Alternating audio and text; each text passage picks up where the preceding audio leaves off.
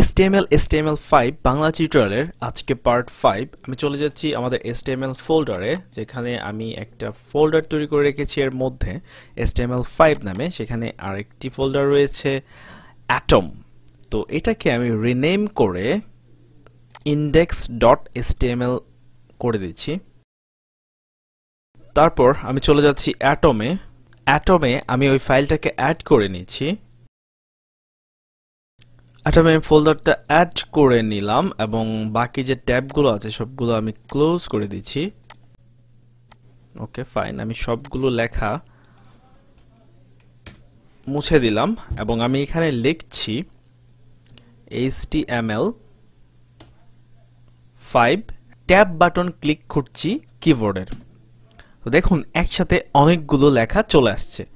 এই যে অপশনটা চলে আসলো ক্লিক করার সাথে সাথে শর্টকাট ওয়েতে আমরা যেটা ব্যবহার করলাম, এইটা ব্যবহার করার জন্য আপনাকে অ্যাটমের মধ্যে একটি প্যাকেজ ইনস্টল করে নিতে হবে। তো আমি ফাইলে ক্লিক করছি, ক্লিক করার পর সেটিংয়ে চলে যাচ্ছি। সেটিংয়ে যাওয়ার পর আমার অলরেডি যেহেতু প্যাকেজটা ইনস্টল করা রয়েছে আমি এখানে ক্লিক করছি। এই যে প্যাকেজটা আছে ইম্যাট, এটা আমাদেরকে ইনস্টল করে নিতে হবে। ইনস্টল করার জন্য এখানে আপনি ইনস্টলে যাবেন, তারপর এখানে লিখবেন EMMET। ইমেট লেখার পরেই এই যে প্যাকেজটা আছে এটা চলে আসবে এবং আপনি এটা ইনস্টল করে নেবেন।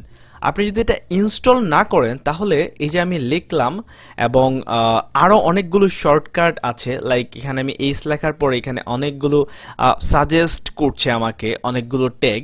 তো এইগুলো ওই প্যাকেজটা ইনস্টল না করে অ্যাটমে আসবে না। তো আপনারা এই প্যাকেজটা ইনস্টল করে নেবেন আপনাদের কাজের সুবিধার্থে। বাট আপনারা যেহেতু নতুন শিখছেন তো আমি আপনাকে সাজেস্ট করব আপনি টাইপ করেই শিখুন। এতে হবে কি আপনার টাইপিং স্পিডটা একটু বাড়বে এবং পরবর্তীতে যখন আপনি কাজগুলো পারবেন বা যখন আপনার মুখস্থ হয়ে যাবে দেন আপনি এই ইমেজটা ব্যবহার করতে পারেন। বাট আপনি চাইলে এখনো ব্যবহার করতে পারেন, প্রবলেম নেই। আমি আবার দেখাচ্ছি আপনাকে HTML5।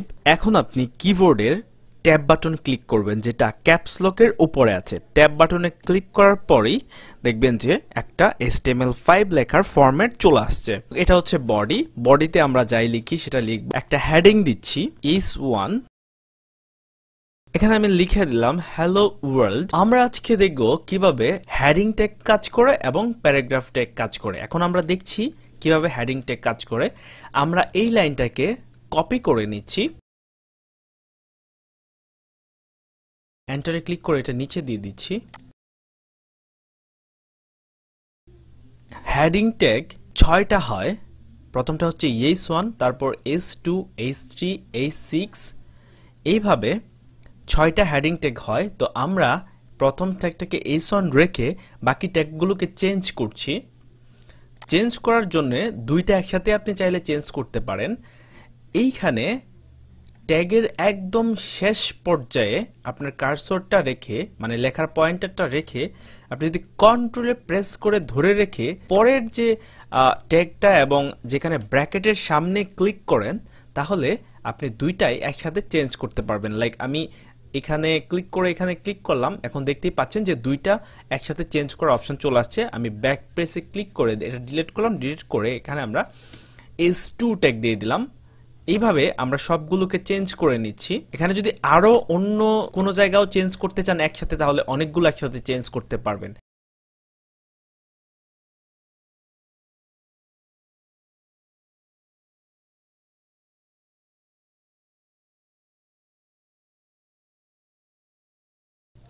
আমরা প্রথমে h1 ট্যাগ দিয়ে শুরু করে যতগুলো হেডিং ট্যাগ আছে সবগুলোই দিয়ে দিয়েছি। এখন আমরা এর আউটপুটটা দেখব। তো এটা দেখার জন্য আমি আবারও ডিসপ্লেটাকে দুই ভাগ করে নিচ্ছি বোঝার সুবিধার্থে।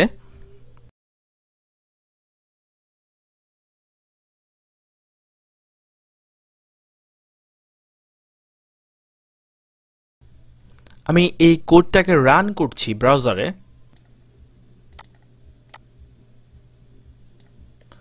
ব্রাউজারে রান করার পর দেখতেই পাচ্ছেন প্রথম যে h1 ট্যাগ এটা হচ্ছে প্রথমে, তারপর হচ্ছে h2, h3, এভাবে আস্তে আস্তে ছোটর দিকে চলে যাচ্ছে। তো এখন আমরা যদি এখানে আরেকটা ট্যাগ যুক্ত করি, দেখুন আমি এখানে এই 7 দিয়ে দিলাম। এখন এই প্রথম থেকে লাস্ট পর্যন্ত কিন্তু ছোট হয়ে হয়ে আসছে এবং এইখানে এসে নর্মাল অ্যাজ ইউজুয়াল টেক্সট যেরকম হয় সেরকম হয়ে গেছে। তো আমি যদি এটাকে এখান থেকে কপি করে আমি নিচে দিয়ে দিই, তো দুইটা দেখতেই পাচ্ছেন যে সেম একই রকম। এই যে এই লেখাটা লিখলাম, এই লেখাটা হচ্ছে এইটা, এবং এই যে এই 7 ট্যাগের মধ্যে আছে এটা হচ্ছে এইটা। তো আপনারা যদি চান যে এই লেখাটা এখন এখানে পাশাপাশি দেখাচ্ছে, এটা যাতে নিচে দেখায়, এর জন্য আমরা একটা ট্যাগ ইউজ করতে পারি, বিআর মানে হচ্ছে লাইন ব্রেক।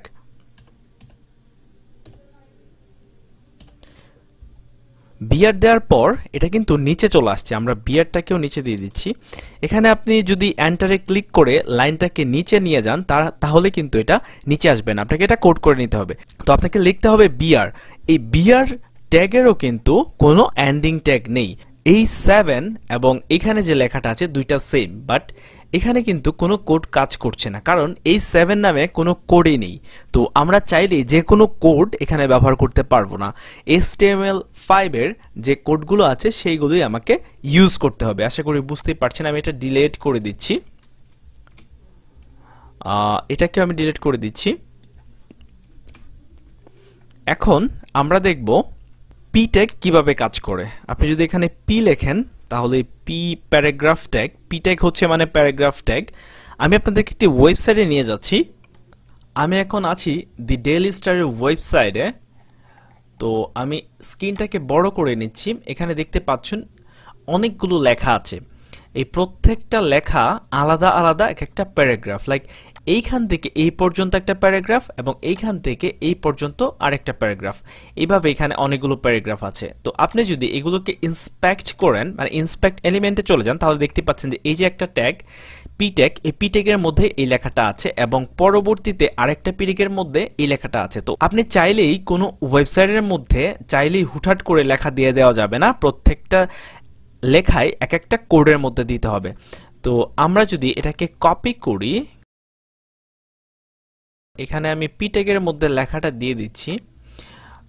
তো দেখতেই পাচ্ছেন এখানে একটা ট্যাগ চলে আসছে, বাট সমস্যা হচ্ছে এখানে যে আমরা লিখলাম এটা এক লাইনে হয়ে গেছে এবং সাইডের দিকে চলে যাচ্ছে। তো এটা কিন্তু অটোমেটিক নিচের দিকে আসতেছে না। এখানে যেরকম ব্রাউজারটা যদি আমরা একটু ছোট বড় করি তাহলে দেখতে পাচ্ছেন যে লেখাটা রেসপন্সিভ হচ্ছে, মানে সাইড থেকে লাইন ব্রেক করে নিচের দিকে চলে আসছে, বাট এইখানে কিন্তু এইটা এরকম হচ্ছে না। এটা করার জন্য আপনি চলে যাবেন ভিউ থেকে এই যে অপশনটা আছে এখানে আপনি ক্লিক করে দিবেন। ক্লিক করে দেওয়ার পর অটোমেটিক এখানে আপনি যাই লিখবেন সেটা অটোমেটিক যদি জায়গা সাইডে না পায় তাহলে লাইন ব্রেক করে নিচে চলে আসবে।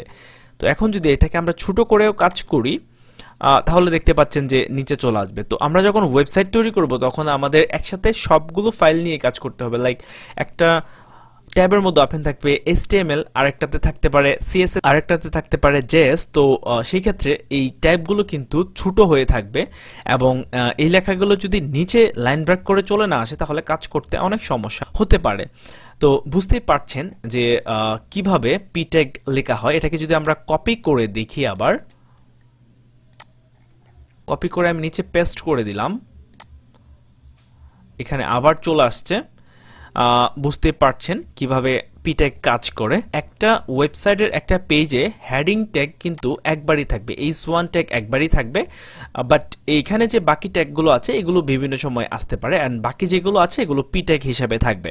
তো আশা করি বুঝতে পারছেন কিভাবে শর্টকাটে কাজ করতে হয় এবং কিভাবে এই হেডিং এবং পি ট্যাগ কাজ করে। পরবর্তী টিউটোরিয়াল পর্যন্ত ভালো থাকুন, আর যদি ভিডিওটা আপনার ভালো লেগে থাকে তাহলে চ্যানেলটা প্লিজ সাবস্ক্রাইব করুন। অনেকে ভিডিও দেখছেন বাট সাবস্ক্রাইব করছেন, আই ডোন্ট নো হোয়াই। আপনাদেরকে তো বলেছি যদি ভিডিওটা ভালো না লাগে তাহলে আমাকে জাস্ট জানান যে ভিডিওগুলো ভালো লাগছে না বা আপনি অন্য কোনো টপিক নিয়ে ভিডিও তৈরি করুন। যাই হোক, পরবর্তী ভিডিও পর্যন্ত ভালো থাকুন, ধন্যবাদ।